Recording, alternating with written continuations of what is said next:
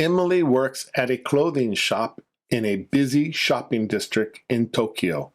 Saturday is her longest shift of the week. The doors open at 10, and customers start arriving almost immediately. By mid-afternoon, the store is at its most crowded.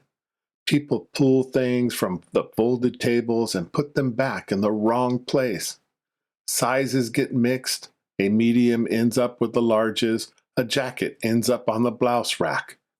At 5 o'clock, the last customer makes her purchase and heads for the door. Emily follows her to the entrance. She locks the door behind her and flips the sign from open to closed. The store goes quiet all at once. No voices, no footsteps, only music from the speaker above the register. Emily starts at the front tables. She refolds the shirts that got scattered through the afternoon. She works steadily through each section, following the same route she always takes.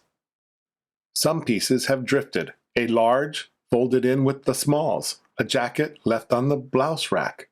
She carries them back one by one. She has worked here for 8 months. She knows every shelf, every rack, every hook on the wall. When she first started, the closing routine took her close to an hour.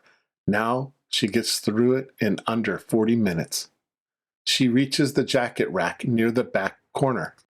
One hanger is turned the wrong way, its hook facing out instead of in.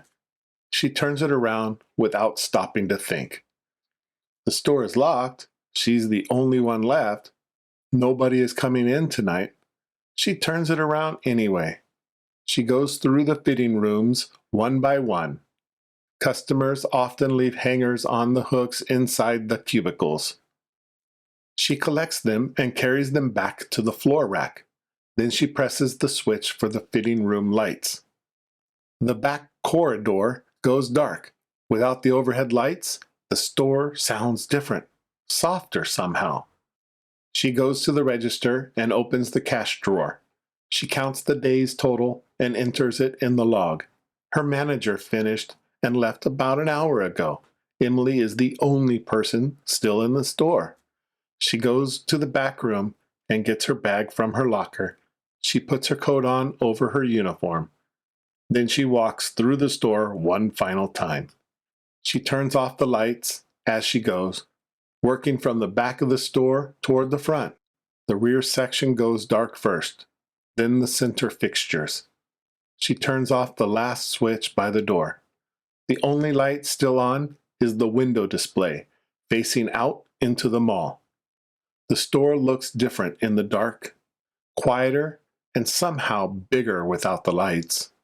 She steps out into the mall corridor. Most of the other shops are already shuttered. A few people are still moving through.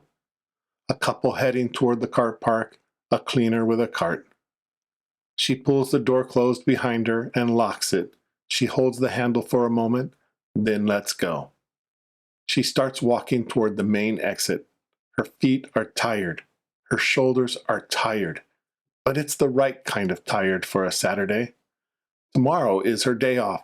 She is already thinking about sleeping in.